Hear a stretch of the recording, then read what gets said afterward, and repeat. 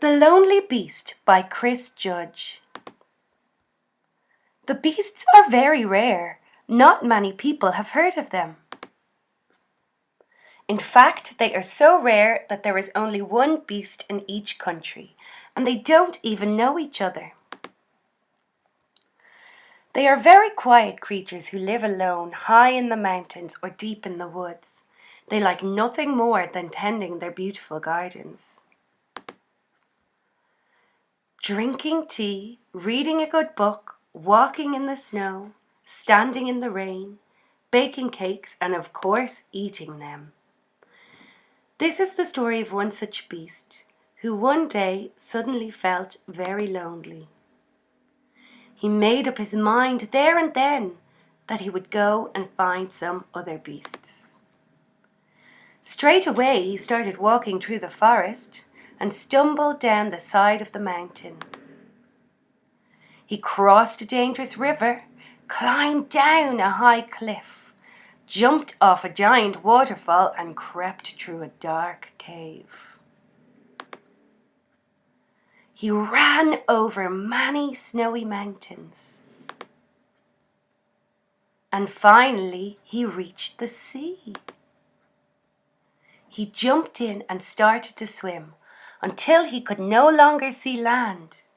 A seagull rested on his head and he played with some dolphins. He swam and swam and swam until he was very, very tired, so he started to sink. And when he reached the bottom, he started to walk. On the way, he was nearly caught by a huge octopus, trapped his foot in a giant clam, walked through a garden of pink jellyfish, and swam with a giant turtle.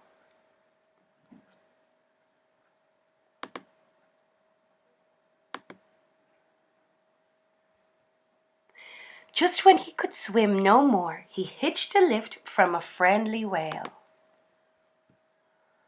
At last he reached the shore and walked and walked and walked and walked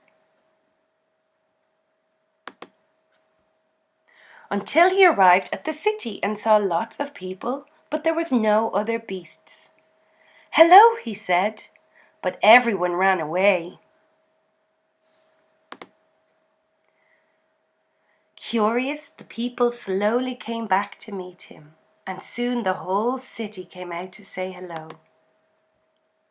The people liked the beast so much, they let him live in the big park.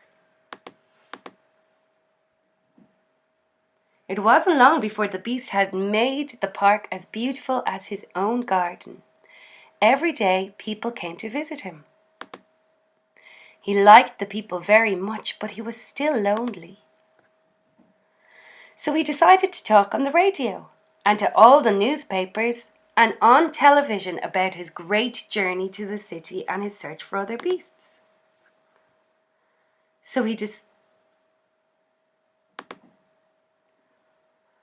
Suddenly, the whole world was talking about him. But still he had not heard from any other beasts and he started to miss his own garden. Late one night, while the people were sleeping, he crept out of the park. Hurrying through the streets, he left the city. He walked and walked and walked until he reached the sea. Then he started to swim until he was very, very tired. And sank to the bottom and walked some more. He trapped his foot and nearly got caught. Before reaching the shore, he climbed the cliff, crossed the river, and finally found his forest. He was amazed to see so many other beasts in his garden. They had been feeling lonely too and had come from all over the world to find him. They danced through the night and every night after that, and the beast never was lonely again. The end.